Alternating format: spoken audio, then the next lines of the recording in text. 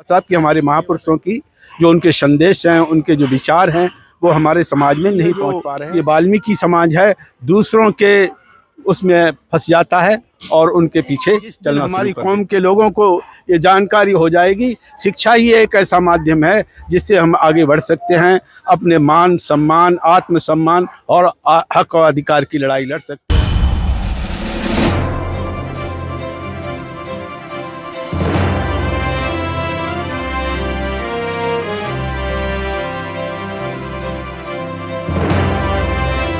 सभी साथियों को जय भीम। मैं अरविंद कुमार अंबेडकर प्राइम के माध्यम से, और मैं भी हूँ सीमापुरी। ये बाबा साहब की प्रतिमा का अनावरण हुआ है और इसमें ये टीम है। इसी टीम में जो वाल्मीकि समाज एकत्रित हुआ है, इन्होंने प्रतिमा का अनावरण कराया है।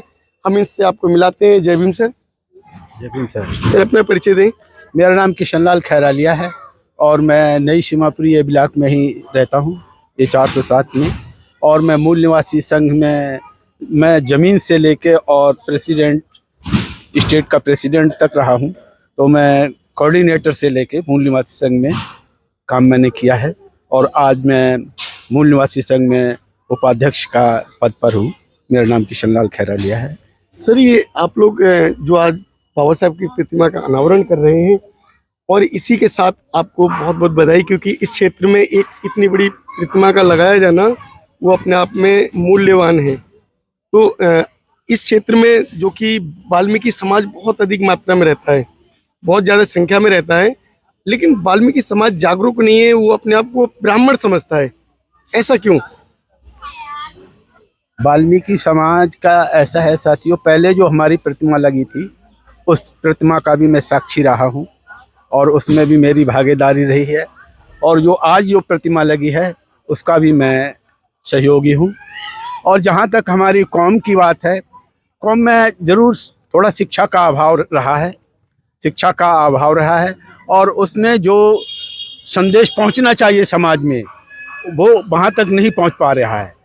उनको जो बताना चाहिए वो बात उनको नहीं पहुँच पा रही है। बाबा साहब की, हमारे महापुरुषों की जो उनके संदेश हैं, उनके जो विचार हैं, वो हमारे समाज में नहीं पहुँच पा रहे हैं। इसलिए जो ये वाल्मीकि समाज है, दूसरों के उसमें फंस जाता है और उनके पीछे चलना शुरू कर देता है। बहू जी, जिस समय बाबा साहब ने शिक्षा ली थी, उन्हें कितने कष्ट झेलने पड़े, और उससे पहले से क्या नाम शिक्षा का कोई अधिकार नहीं था, लेकिन उस समय वाल्मीकि जी कैसे शिक्षित हो गए आपके बीच से निकल के, जब शिक्षा का अधिकार ही नहीं था। आज भी आपके समाज को शिक्षा का अधिकार नहीं है।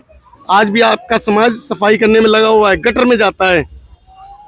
ये जो जागरूकता का जो कार्यक्रम रहा है, तो हमारे लोगों ने इसको गंभीरता से नहीं लिया और उन्होंने ये नहीं समझ पाया कि शिक्षा वो है जो मनुष्य का विकास करती है। और अगर जिस दिन हमारी कौम के लोगों को ये जानकारी हो जाएगी, शिक्षा ही एक ऐसा माध्यम है जिससे हम आगे बढ़ सकते हैं, अपने मान सम्मान, आत्मसम्मान और हक और अधिकार की लड़ाई लड़ सकते हैं, और कोई दूसरा रास्ता नहीं है। बहू जी, जब आज भी आपको शिक्षा का अधिकार नहीं, तो उस समय वाल्मीकि जी आपके समाज से कैसे थे? वो ब्राह्मण नहीं थे क्या? वाल्मीकि जी के बारे में जो, क्योंकि आपके समाज धारणाएं हैं, आपके समाज को उनके मंचों पे जाने का हक नहीं था, आज भी हक नहीं है, तो उस समय कैसे जाने दिया गया? जो वाल्मीकि, महर्षि वाल्मीकि समाज के जो धारणा है वो शायद बहुत ज़्यादा पुरानी नहीं है।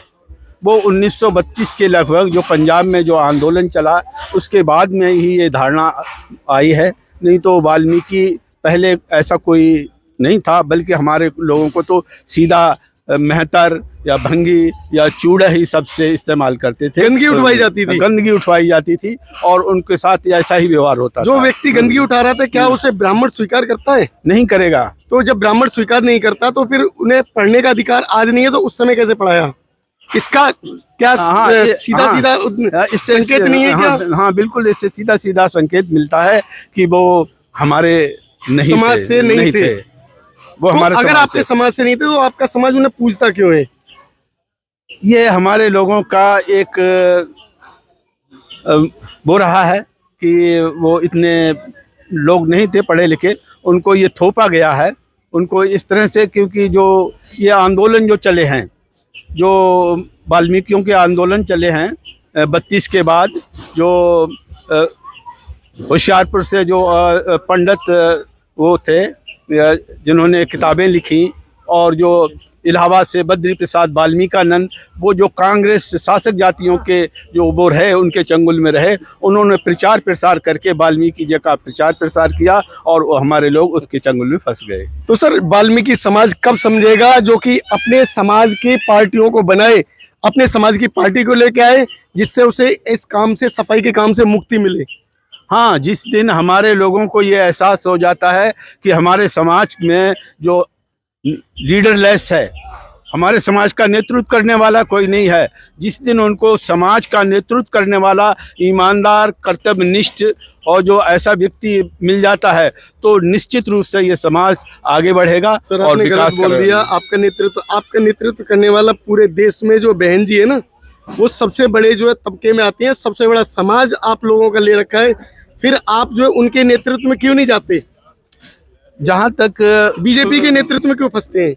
बहन जी की बात का सवाल आता है, तो हमारे जो महापुरुषों के कुछ सिद्धांत रहे हैं और विचारधारा रही है।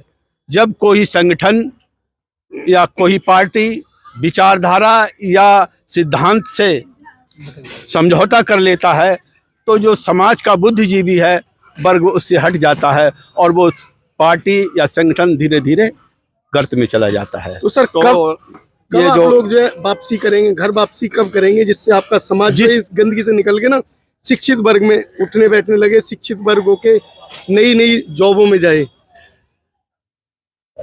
हम लोगों का प्रयास रहेगा, जैसे जैसे हम लोग हमारे समाज में कार्यकर्ता आएंगे और उनको जागृत करेंगे, तो निश्चित रूप से 2024 के लिए अपने समाज को क्या संदेश देंगे?